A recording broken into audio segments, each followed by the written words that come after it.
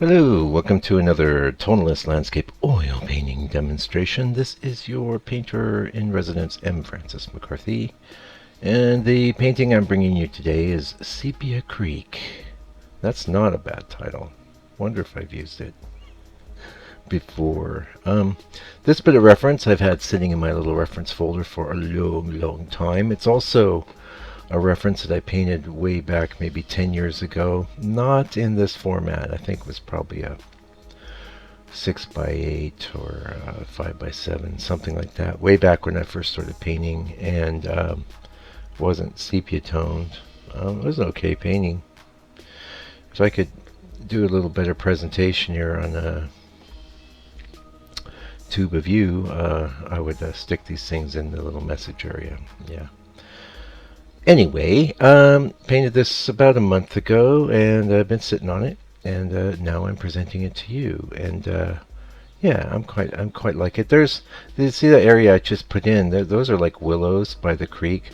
It's a little bit of a dead area, but I think it works anyway, and I think definitely in a frame it would all lock together. Um, I did all this in one pass, and who knows if I'd ever revisit it. Maybe. I'm pretty happy with it. I didn't have a lot of ambitions going into it other than it's not straight up just sepia. I go varying into some grays and greens and things, all very subtle though. So definitely still earns the appellation of Sepia Creek. Now, I'm going to do some reading from The Painterly Approach by Bob Rohm. I don't know when I'll be doing that. It could be anytime after the 6-minute mark. um, yeah, the last painting I put up, it was okay. You know, I think it'll be better in the second pass, but it was an honest statement, an honest attempt, and that's all I can hope for. You know, some are always going to be big standouts, and um, I think it's important as an artist not to start getting a complex about that stuff. I've worked my way through all that. As I've mentioned before, your best attitude and approach to being a landscape painter is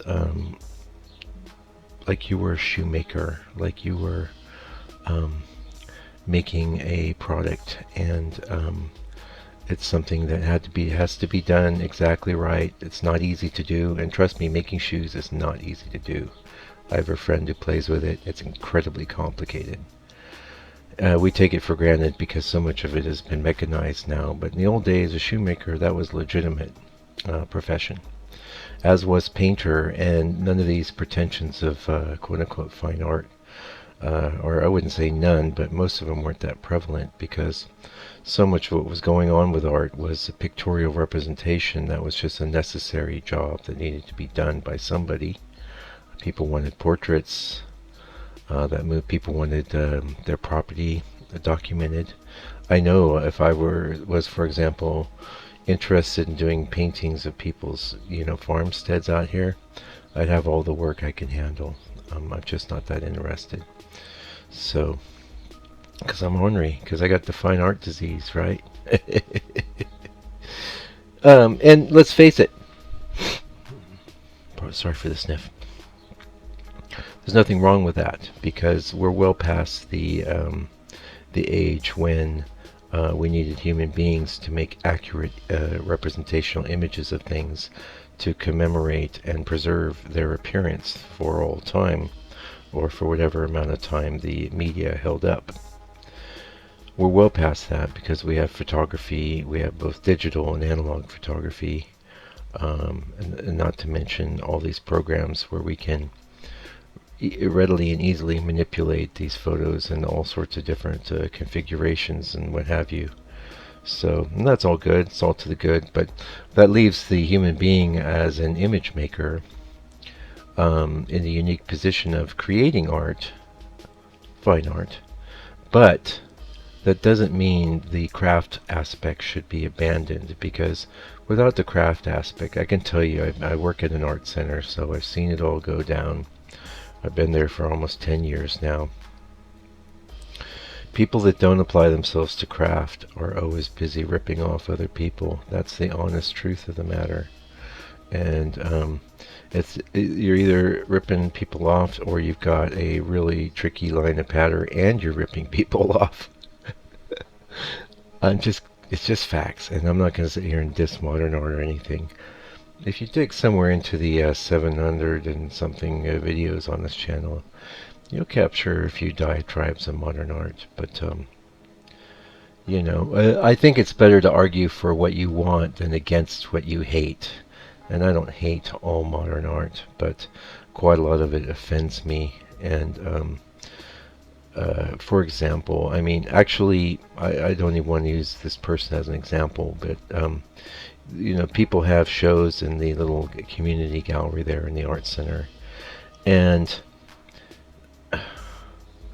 they shouldn't be having shows. That's all I gotta say.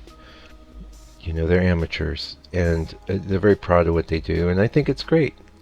Do your amateur stuff, show with other amateurs, but you're not going to be. Pardon me, my dog's snoring a bit.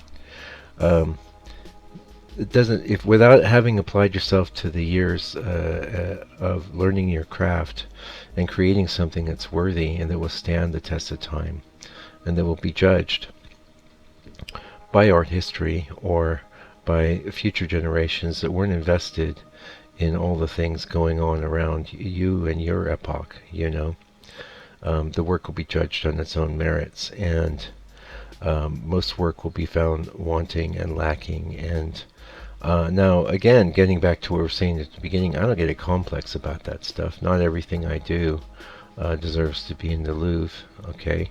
Some of it's pretty good, though. And even the stuff that's not great ain't bad, or you wouldn't be seeing it. And I have done some bad work, and most of it in the first, 4, 5, 6 years of my painting career.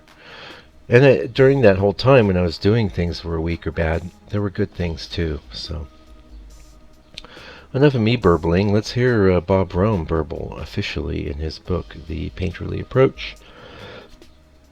There's a really good chapter on values he's got, but I thought, well, we'll do that when we get into a monochromatic painting, right? So, this chapter is about composition. Let's see how far we get. And one thing I like about Bob Rohm is that he's not anti-photo reference. He uses photo reference all the time, and he makes good paintings based on it. And this is really, if you haven't got this book yet, go out and get it. Bob Rohm, it's Rohm. You won't regret it, no matter what kind of painting you do. And it's not strictly oil painting, by the way. He also does acrylic and pastel and things like that. Anyway, we're on page 38, composition.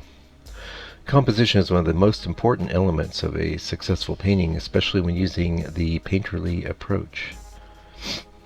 Pardon me. Every painting has a composition, good or bad. As soon as you place a mark on a blank surface, you have set up a relationship of size, shape, placement, direction, and value. In my opinion, composition is the major problem of most works that fail. Hurrah! He's right. I've been telling you. Bob agrees. Number one problem. It ain't your brush strokes. It ain't your color. It's your composition. Yet few people recognize this. Whenever I visit a non-professional exhibition, the number one problem I see is composition. The artists seem to be focused so much on color and drawing that they forget the structure of their pictures. They don't forget, Bob. They just don't know what they're doing. And it's very hard to teach composition. God knows you're going to try. Yeah. I try to. Don't get me wrong. You can get better. Knowing that it's a battle, that's half the battle. Knowing that it's not just something that's going to come to you really easily. That's half the battle right there. Knowing that you're in for, some hard work to make a painting with good composition. And then you go from there. Don't assume that you're, in the clear. This isn't Bob Rohm talking, by the way, it's me. But, one of the reasons I like to read from these books is just so I can riff. Okay, it's my video, it's my channel, and hopefully you're enjoying it. Okay, let's keep going. Yeah, so funny he brought up non-professional exhibition when I had as well. There are many principles and formulas for good composition, but the biggest trap most artists fall into is they interpret these principles as rules and the formulas as a requirement for painting. If I haven't made it clear already, let me make it absolutely clear now. There are no rules, just principles. When used, these principles work, but they are not always the best solutions for your interpretation of a particular scene. That's so true. And there's a reason Bob's a great painter. He knows this stuff. Pardon me. A little bit of hay fever going on here, but we're all right. And there are definitely no formulas to follow unless you are trying to follow a particular school of old masters. It is a good idea to understand the formulas used by the old masters, but these should be used as tools to help you express your ideas about a scene, not as the basis of how you portray it. Focus on learning the basic principles of good composition. Use the principles to guide you in your interpretation or get yourself out of trouble, but don't become a slave to them. And I'll be honest, I don't really think about any rules of composition. I just know where the problems are. When I'm looking at a scene, I know that. For example, the scene we're looking at here, that tree that I put over in our far right, the one sticking up, it's not present in the reference. But something had to go in there to compensate for that mass of the willows hanging over the water. And whether it's willows or bushes or whatever, I didn't bother to get that into that. And I mentioned actually in the live version of this video, which is available in the members area for a nominal fee. You can tip on over there. Just put actually a really good video on cleaning your brushes over there. So I like you members. I love you guys. I don't just like you, I love you. You support me, and I'm always trying to support you and make your life as a painter easier. You know, let's make good paintings. Anyway, I had to pop something over there, so I made up a tree. You know why? Because I know from experience that something needs to balance there. And keep in mind the placing and position of that tree is designed to work off a frame as well. And so things seem a little open-ended here, but I believe I mentioned earlier that I think like a dark frame around this would pull it all together and start pulling you into that distance, you know, where you see those hills and that light in the distance. And that's one reason I didn't stress about this these willows. But I was mentioning in the live video, I hate painting willows. It's my least favorite kind of tree because there's no trunk half the time, so you really can't tell what's going on in a painting. As it stands, I just sort of made it a neutral thing that you're kind of going right by. It's a dark mass, and all the action's really happening on the other side of the painting. And for that reason, I thought it was very important to counterbalance it with a little tree, a little made-up tree over on our right. So, moving on. Oh, we don't have much time left, but let's see. What else is going to say? Some of the most exciting works I see are in violation of the rules, but the paintings work. Not always, but when they do, it's exciting. That's true. Done it myself. A good composition is a pleasing arrangement of shapes, values, and colors. Anything that aids this arrangement is useful, and brushwork, colors, values, and textures, and busy shape patterns that do not aid it should be eliminated. Oh, we can get through this whole page. Ask yourself, what do I find most interesting about this scene? Where would that look best placed within this canvas? What size should it be? How much space would I find interesting? How important are the surrounding elements to this area? And how much of them should I include? What shape and orientation should the canvas be to canvas? I'm not drinking, honestly. I'm drinking tea, yeah. What shape and orientation should the canvas be to enhance my ideas of the subject? All of these questions will help you establish a good shape relationship. And I definitely want to try and remember to call out that, thank you, Bob. Excellent, excellent book. You know, I'm using Bob's work to teach you a bit and to riff off of, and also to promote that book, because honestly, I don't know if there's any better books on painting than his book. All of them have value, like the Carlson. Unlike the Carlson book, though, that is a bit heady. The painterly approach is very accessible, and you should just, as soon as you finish this video, of course, tip on over to our, well, maybe the only place you can get it is our Overlord. Try and find it at a used bookstore. There's several networks in the U.S. where you can search these.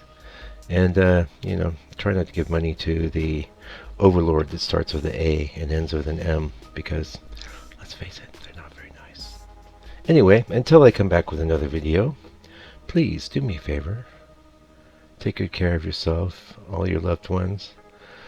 You don't have any really enemies, I'm telling you, but if you think you do, love them. Just love them. They're all human beings. We're all trying to figure this out and get through this planet together. And until I see you, take good care and stay out of trouble.